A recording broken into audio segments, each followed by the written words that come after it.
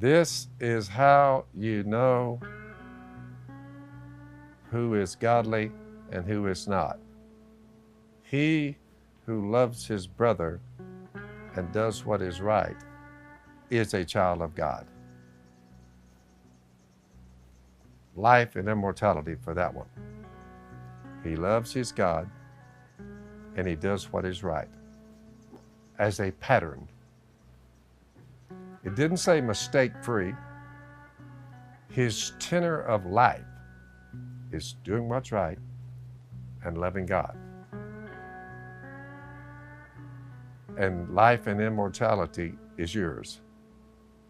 You say, so you're telling me there's a chance to be immortal, and all I have to do is love God,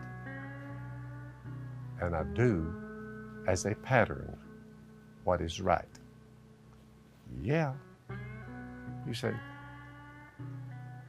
impossible. No. With God, all things are possible. He's not asking for the moon here. For attaining wisdom and discipline, for understanding words of insight, for acquiring a disciplined and prudent life, doing what is right and just and fair, for giving prudence to the simple. This is Proverbs chapter 1. Giving prudence to the simple.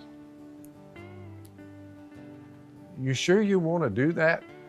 Well, my buddies are all doing it. They're the ones that asked me to go down there and participate in that kind of behavior.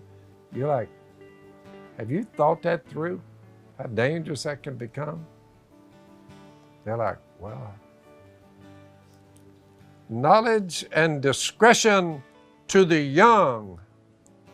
You young bucks, you young girls out there. Let the wise listen and add to their learning, and let the discerning get guidance for understanding proverbs and parables, for sayings and riddles of the wise.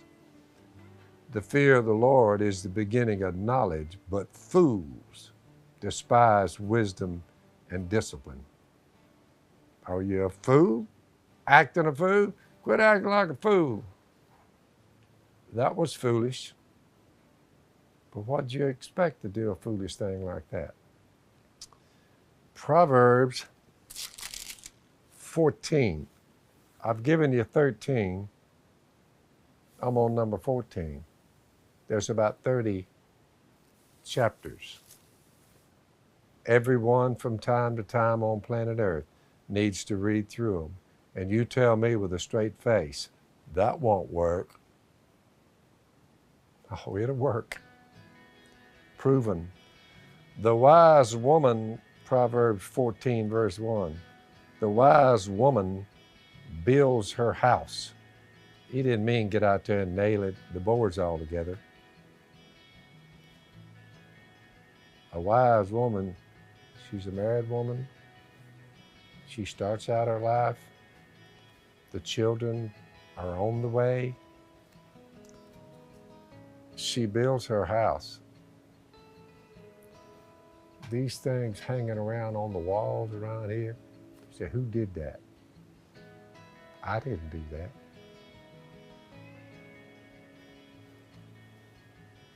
Gun stuff, that's where all my gun stuff is. Medical, snacks, eyeglasses and sunglasses. You say, who would do that? Woman. Woman does that. Got you stuff for her man, things he needs day to day. She's got, you say, that's crazy. According to how you look at it. I'm a hunter by trade and a fisherman. I'm out in the wild, in the woods and back. We're not calling this in the woods for nothing. Y'all look at it and you say, well, you know, we get tired of them watching them drain water. If you knew what was all behind that, draining that water, and putting that water over in there, and then borrowing it for a while. The ducks come, duck season ends, the ducks go back to Canada, and we drain it all down as soon as we can, but the river's up and down 30 feet, 30 feet. Sometimes it's 10 foot high. Sometimes it's 20 foot high. Sometimes it's 30 foot high. You're like, oh, it's a bone to be chewed. I'm right in the middle of it, having a grand old time, making a living at it. I'm talking to you. Ought to try it. The wise woman builds her house, but with her own hands. The foolish one tears hers down.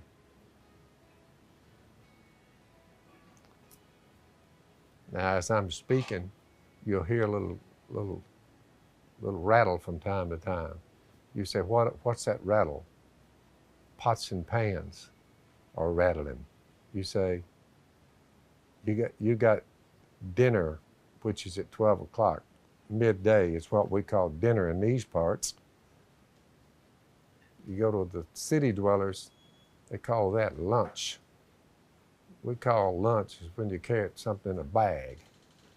Lunch in a bag. That's lunch. Eat that anytime. Breakfast, 6:30 in the morning. Dinner and supper, just before dark. That's three, the way we look at it. He whose walk is upright fears the Lord. You're not upright unless you have a consciousness of the God who made you. He whose walk is upright fears the Lord. That's why he's walking upright. But he whose ways are devious despises him. You see, despises God, he despises him. A fool's talk brings a rod to his back. It's beat the fire out of him. But the lips of the wise protect them. The lips of the wise protect them. Where there are no oxen, the manger is empty. Needs some, think about it, no mechanized machines at all when this was written. No lawnmowers, no bush hogs, no trimmers, no discs, no plows with machinery pulling it, harvesting stuff. You're like, this is all way before that. So how did they operate? Well, if you don't have any oxen, the manger's empty. But from the strength of an ox comes an abundant harvest. They held animals in great esteem. It was their life dependent on those animals.